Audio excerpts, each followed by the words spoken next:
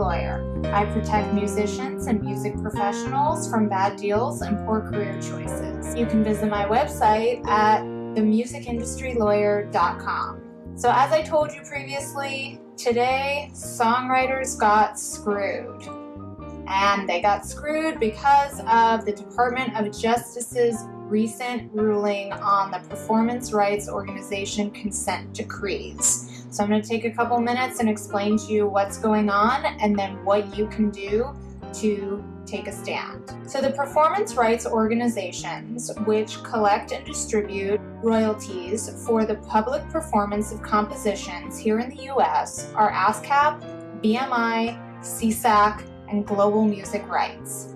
ASCAP and BMI are nonprofit organizations and are regulated by government consent decrees that regulate the fees that they can charge and prevent them from becoming monopolies and also encourage competition between them. The consent decrees were written before the internet, streaming, digital, any of these things were contemplated. So in recent years, there have been lobbying efforts to reform and update these consent decrees to modern times and modern practices. The hope was to get rates for songwriters and composition owners, like the music publishers, increased so that music creators could be more fairly compensated for their work and use of their work, and also to help content owners earn more money from online music and digital streams.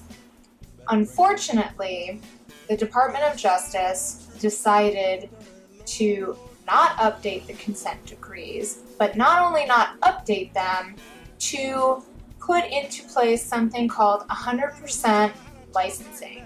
Now, in practice, when there are co-writers on a song and maybe some of those co-writers are with one performance rights organization and other co-writers are with other performance rights organizations, someone who wanted to use that music, perform that music, would have to go to all the performance rights organizations that owned a portion of the music that the user wanted to use and get licenses from all those performance rights organizations. This was called fractional licensing, and this is how the music industry operates in practice.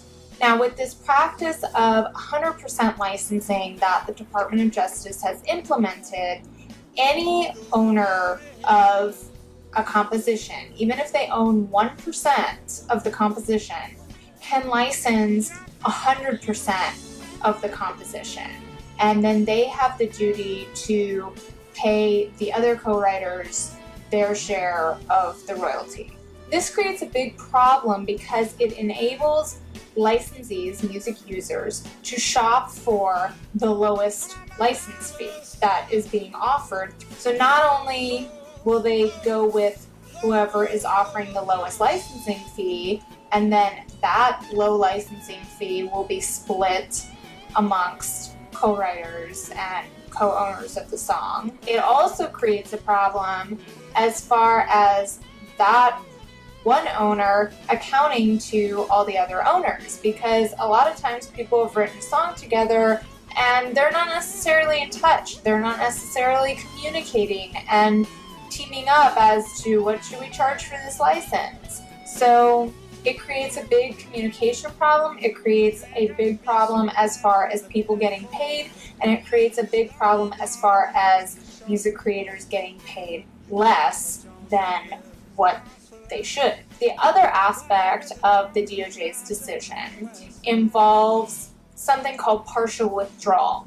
Now, typically, music publishers could use the services of performance rights organizations for certain aspects, but they could opt out in certain areas and make direct deals, such as with digital service providers. This would allow them to negotiate a higher rate directly with the digital service provider or whoever they were negotiating with. Now the DOJ says that music publishers need to be either all in with PROs or all out. So the PROs either need to handle everything for the music publisher on the performance side or nothing. And if it's nothing, that means whoever wants to use compositions owned by a certain publisher will have to go directly to that publisher. Well, there's a lot of licensees like bars, restaurants, especially small establishments that are not going to know to go to that publisher. So that means they're going to be playing that music. It's not going to be licensed under a blanket license with a performance rights organization, and chances are the owners of those compositions are not going to get paid. So not only does this decrease the already narrowing income streams for songwriters, for publishers, for music creators, but it actually inhibits the growth of the music industry in the digital age. It inhibits creators from getting paid fairly for their work. In the internet age, and after Napster, people got really used to listening to music for free, getting music for free, not paying for music. And this has been spreading slowly or quickly, depending on which part of the industry you're in, but it's been spreading through all parts of the music industry, from performance to sync licensing to consumers listening to music. And it's really, really important to value music because songwriters, artists, the owners of the content and the creators need to be able to make a living off their work, or they will not have a career in music. So what can you do? As a music consumer, you can pay for the music that you consume. If you own an establishment that uses music, make sure that you have the proper licenses and that you are paying for all the music that is performed in your establishment. And what everyone should do is go to the website standwithsongwriters.org, and I've put a link in the description.